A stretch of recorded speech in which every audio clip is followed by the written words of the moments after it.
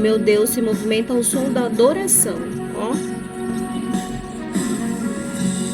O que adianta ter as mãos e não poder tocar?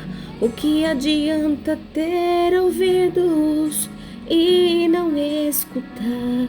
O que adianta ter um corpo e não se movimentar? Que Deus é esse? O que adianta ter e não enxergar?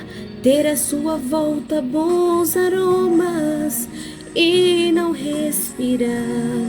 Receber o nome de Deus, porém morto está. Oh meu Deus, se movimenta ao som da adoração. É muito forte o toque de suas mãos. Inclina seus ouvidos pra me escutar. Oh meu Deus, ninguém consegue dele se esconder. Se ele não quiser aparecer, faz seu povo entender que nenhum silêncio está. E ele está aqui, tem glória dele aqui, tem cheiro dele aqui. Sua resposta é fogo sobre o altar. E tudo que é mentira está sendo consumido. Deixa eu adorar. Adora aí, ó.